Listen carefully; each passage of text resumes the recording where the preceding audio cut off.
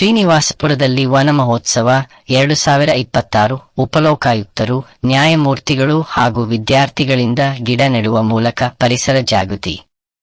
Srinivaspur, July 12. Karnataka ರಾಜ್ಯ ಲೋಕಾಯುಕ್ತ, ಬೆಂಗಳೂರು, ಜಿಲ್ಲಾಡಳಿತ, ಜಿಲ್ಲಾ ಹಾಗೂ ತಾಲೂಕು ಕಾನೂನು ಸೇವೆಗಳ ಪ್ರಾಧಿಕಾರ ಮತ್ತು ಕರ್ನಾಟಕ ಅರಣ್ಯ ಇಲಾಖೆ, ಕೋಲಾರ ಇವರ ಸಂಯುಕ್ತ ಆಶ್ರಯದಲ್ಲಿ ವನ ಮಹೋತ್ಸವ 2026 ಕಾರ್ಯಕ್ರಮವು ಶ್ರೀನಿವಾಸಪುರ ತಾಲೂಕಿನ ಚಿಂತ್ಕುಂಟೆ ಅರಣ್ಯ ಪ್ರದೇಶದಲ್ಲಿ ಭಾನುವಾರ ಅದ್ದೂರಿಯಾಗಿ ನಡೆಯಿತು. ಕಾರ್ಯಕ್ರಮಕ್ಕೆ ಗೌರವಾನ್ವಿತ ಕರ್ನಾಟಕ ರಾಜ್ಯ ಉಪಲೋಕಾಯುಕ್ತರು ಹಾಗೂ ಉಚ್ಚ ನ್ಯಾಯಾಲಯದ ನ್ಯಾಯಮೂರ್ತಿಗಳಾದ ಶ್ರೀ ಕೆ. ಎನ್. ಫಣೀಂದ್ರ ಮತ್ತು ಶ್ರೀ ಬಿ. ವೀರಪ್ಪ ಅವರು ಗಿಡ ನೆಟ್ಟು ಗಿಡಗಳಿಗೆ ನೀರುಣಿಸುವ ಮೂಲಕ ಚಾಲನೆ ನೀಡಿದರು. ಬಳಿಕ ಶಾಲಾ ವಿದ್ಯಾರ್ಥಿಗಳಿಂದ ಪ್ರಾರ್ಥನೆ ಹಾಗೂ ನಾಡಗೀತೆ ಗಾಯನ ನಡೆಯಿತು. ಪರಿಸರ ಸಂರಕ್ಷಣೆ, ಅರಣ್ಯ ಅಭಿವೃದ್ಧಿ ಹಾಗೂ ಹಸಿರು ಕರ್ನಾಟಕ ನಿರ್ಮಾಣದ ಸಂಕಲ್ಪವನ್ನು ಎಲ್ಲರೂ ಪುನರುಚ್ಚರಿಸಿದರು. ಕಾರ್ಯಕ್ರಮದ ಆರಂಭದಲ್ಲಿ ಉಪ ಅರಣ್ಯ ಸಂರಕ್ಷಣಾಧಿಕಾರಿಗಳಾದ ಶ್ರೀಮತಿ ಸರೀನಾ ಸಿಕ್ಕಲಿಗಾರ್ ಅವರು ಪ್ರಾಸ್ತಾವಿಕ ಭಾಷಣ ಮಾಡಿ ಅರಣ್ಯ ಸಂರಕ್ಷಣೆ ಮತ್ತು ವೃಕ್ಷಾರೋಪಣೆಯ ಮಹತ್ವವನ್ನು ವಿವರಿಸಿದರು. ಕಾರ್ಯಕ್ರಮದಲ್ಲಿ ಶ್ರೀ ಪಿ. ಎಂ. ಆನಂದ ಶೆಟ್ಟಿ, ಪ್ರಧಾನ ಜಿಲ್ಲಾ ಮತ್ತು ಸತ್ರ ನ್ಯಾಯಾಧೀಶರು ಹಾಗೂ ಜಿಲ್ಲಾ ಕಾನೂನು ಸೇವೆಗಳ ಪ್ರಾಧಿಕಾರದ ಅಧ್ಯಕ್ಷರು ಶ್ರೀ ಪ್ರವೀಣ್ ಬಾಗೇವಾಡಿ, ಜಿಲ್ಲಾ ಪಂಚಾಯಿತಿ ಮುಖ್ಯ ಕಾರ್ಯನಿರ್ವಹಣಾಧಿಕಾರಿಗಳು ಶ್ರೀಮತಿ ಕನ್ನಿಕಾ ಸಿಕ್ರಿವಾಲ್, ಜಿಲ್ಲಾ ಪೊಲೀಸ್ ವರಿಷ್ಠಾಧಿಕಾರಿಗಳು ಶ್ರೀ ಪ್ರಭು ನೀಲಾಚಾರಿ ಬಡಿಗೇರ್, ಹಿರಿಯ ಸಿವಿಲ್ ನ್ಯಾಯಾಧೀಶರು ಹಾಗೂ ಜಿಲ್ಲಾ ಕಾನೂನು ಸೇವೆಗಳ ಪ್ರಾಧಿಕಾರದ ಸದಸ್ಯ ಕಾರ್ಯದರ್ಶಿಗಳು ಶ್ರೀಮತಿ ಲಾವಣ್ಯ ಬಿ, ಅಪರ ಸಿವಿಲ್ ನ್ಯಾಯಾಧೀಶರು ಜಿ. ಎನ್.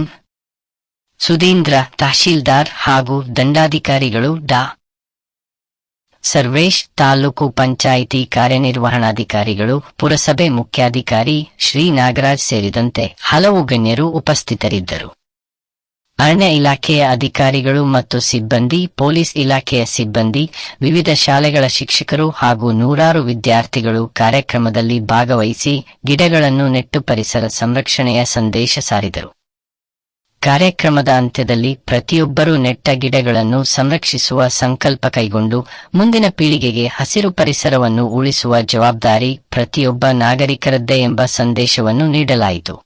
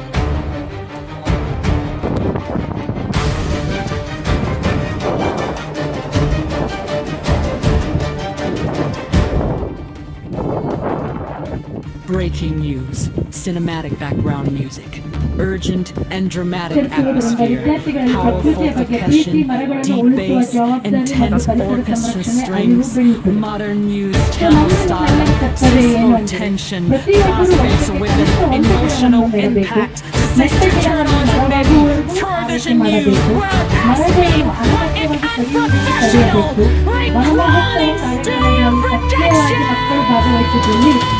ಪರಿಸರ ಎಂದರೆ ಏನು ಅನ್ನೋದನ್ನ ಅವರಿಗೆ ಅರಿವು ಮೂಡುತ್ತದೆ. ಸೊ ಈ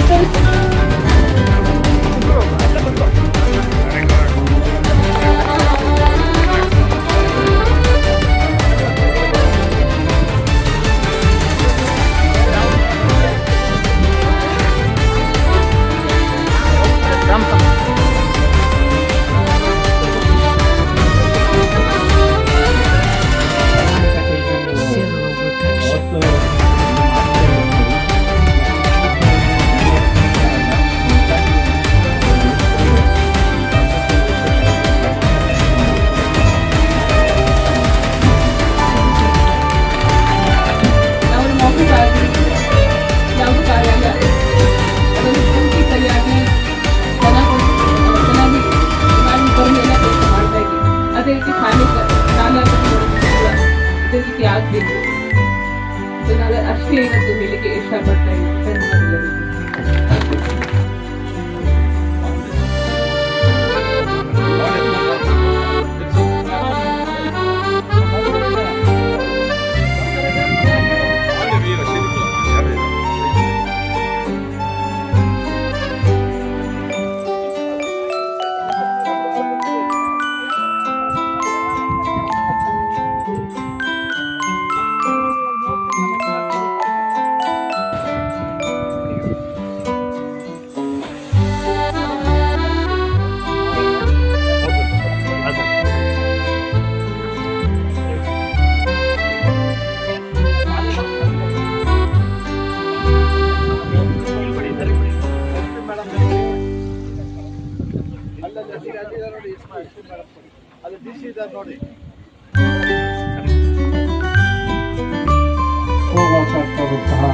ಪಟೇದಾರ್ ಸಾಹೇಬ್ರವರೇ,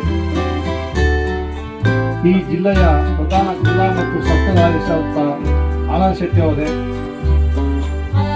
ಈ ಜಿಲ್ಲೆಯ ಪೊಲೀಸ್ ವರಿಷ್ಠಾಧಿಕಾರಿಯಾದಂತಹ ಶ್ರೀಮತಿ ಕನ್ನಿಕಾ ಶೆಟ್ಟಿಯವರವರೇ, ಎಡಿಸಿ ಮೇಡಮ್ ಅವರೇ, ಮಾನೇಶ್ ಮೇಡಮ್ ಅವರೇ, ನಾವೆಲ್ಲ ಸಂಕಲ್ಪ ಮಾಡಲೇಬೇಕು.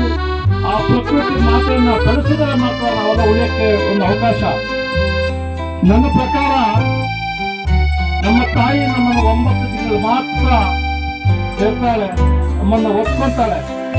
ಆದರೆ ಈ ಭೂತಾಯಿ ಪ್ರಕೃತಿ ನಾವು ಕೊನೆವರೆಗೂ ಕೊನೆವರೆಗೂ ಮತ್ತೆ ಭೂಮಿಗಾದ್ರೂ ನಮ್ಮನ್ನ ಕೆಲವು ಕಡೆ ಉಳ್ತಾರೆ, ಭೂಮಿ ಒಳಗೆ ಹಾಕ್ತಾರೆ, ಕೆಲವರು ಬಂದ್ ಮಾಡ್ತಾರೆ.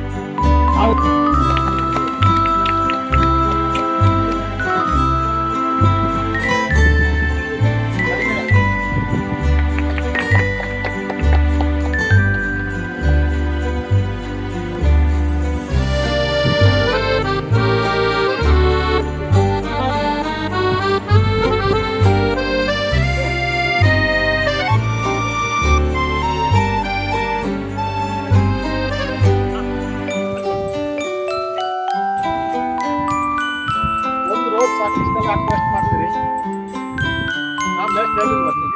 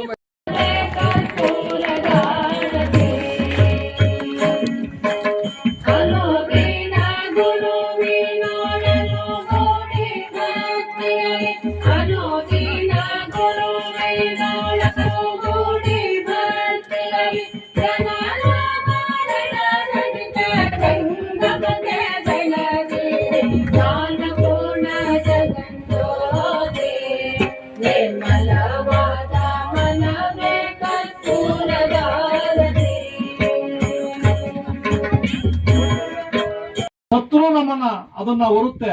ಈ ಭೂತಾಯಿಯನ್ನ ಆ ಪ್ರೀತಿ ಇಟ್ಕೋಬೇಕು. ಪ್ರಕೃತಿ ನಮ್ಮ ತಾಯಿ ತಂದೆಗಿಂತ ಹೆಚ್ಚಾಗಿ ನಾವು ಪ್ರಕೃತಿಯನ್ನ ಪ್ರೀತಿ ಮಾಡಿದ್ರೆ ಮಾತ್ರ ನಮಗೆ ಉಳಿಗಾಲ ಅಂತ ನನ್ನ ಭಾವನೆ.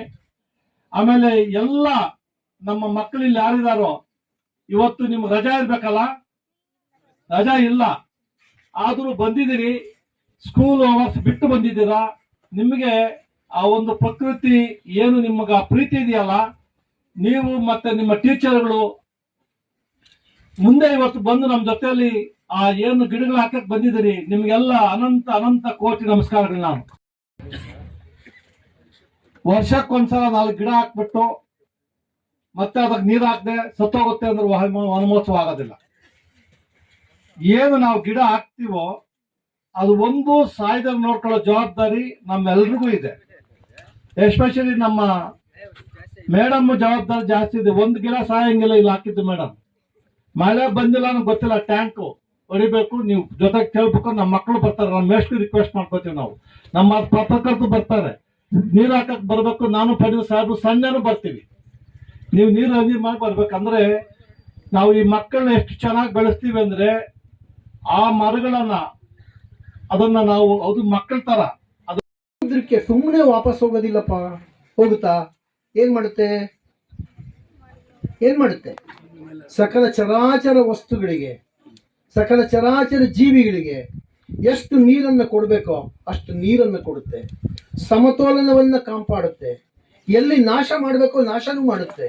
ಅತಿವೃಷ್ಟಿಯಾಗಿ ಹೋಗ್ತಕ್ಕಂಥ ಬೆಳೆಗಳನ್ನ ನಾವು ನೋಡಿದೀವಿ. ಇವತ್ತಿನ ದಿವಸ ಮಳೆನೇ ಬರ್ದಿರ ಹೋಗ್ತಿರ್ತಕ್ಕಂಥದ್ದು, ಬೇಕಾದಷ್ಟು ಆಗ್ತಿರ್ತಕ್ಕಂಥದ್ದು ನೋಡಿದೀವಿ. ಹೌದಾ? ಆ ಪ್ರಕೃತಿಯಲ್ಲೇನೇ ವ್ಯತ್ಯಾಸ ಇವತ್ತಿನ ದಿವಸ ನಾವು ಕಾಣ್ತಾ ಇದ್ದೀವಿ.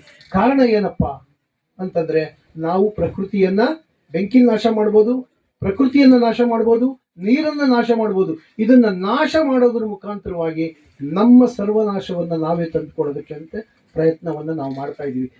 ವನ ಮಹೋತ್ಸವ ಕಾರ್ಯಕ್ರಮದ ಅಂಗವಾಗಿ ಅರ್ಬಲ್ ಗಾರ್ಡನ್ಸ್ ಅನ್ನ ನಾವು ಈಗಾಗಲೇ 8 ಹಾಸ್ಟೆಲ್ಗಳಲ್ಲಿ ಮತ್ತೆ ಶಾಲೆಗಳಲ್ಲಿ ಪ್ರಾರಂಭಿಸಿದ್ದೀವಿ. ಈಗಾಗಲೇ ಮಾನ್ಯ ಜಿಲ್ಲಾಧಿಕಾರಿಗಳು ಮತ್ತೆ ಸಿಇಒರ ಮಾರ್ಗದರ್ಶನದಲ್ಲಿ ಪ್ರತಿಯೊಬ್ಬ ಮಕ್ಕಳಿಗೆ ಈ ಒಂದು ಹರ್ಬಲ್ ಮೆಡಿಸಿನ್ಸ್ ಏನಿದೆ ಆ ಸಸಿಗಳ ಬಗ್ಗೆ ಅರಿವನ್ನು ಮೂಡಿಸೋಕ್ಕೋಸ್ಕರ ಈ ಕಾರ್ಯಕ್ರಮನ ಹಮ್ಮಿಕೊಂಡಿದ್ವಿ.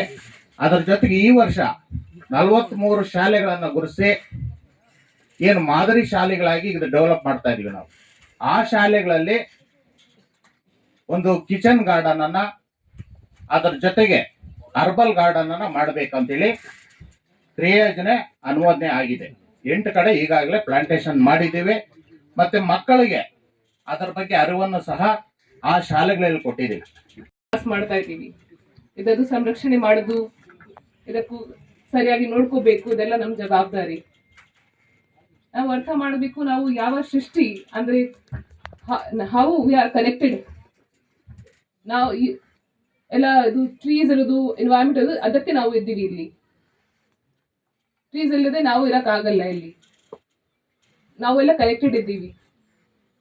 ಸೊ ಇದೆಲ್ಲ ಮೆಸೇಜ್ ನಾವು ತಲೆಯಲ್ಲಿ ಅಂದ್ರೆ ಪ್ರತಿದಿನ ನಾವು ಫಸ್ಟ್ ಏನು ಹೇಳ್ಬಹುದು, ನಾವು ಈಶ್ವರ್ಗೆ ಧನ್ಯವಾದ ಕೊಡಬೇಕು. ನಮಗೆ ಇಷ್ಟು ಬ್ಯೂಟಿಫುಲ್ ನೀವು ಸೃಷ್ಟಿ ಮಾಡಿ ಕೊಟ್ಟಿದ್ದೀವಿ. ನಾವು ಪ್ರತಿದಿನ ನಮ್ಮ ತಂದೆ ತಾಯಿಗೆ ಹೇಗೆ ನೋಡ್ಕೊಳ್ತಾ ಇದೀವಿ ಅದೇ ರೀತಿ ಪ್ರಕೃತಿಗೆ ಕೂಡ ನೋಡ್ಕೋಬೇಕು. ಸರ್ ಹೇಳಿದ್ರು, ನಾವು ಜನ್ಮ ದಿವಸಕ್ಕೆ ಕೇಕ್ ಕಟ್ ಮಾಡ್ತೀವಿ, ಅದೇ ರೀತಿ ಪ್ರತಿ ವರ್ಷ ಒಂದ್ ಗಿಡ ಬೆಳಿಬೇಕು.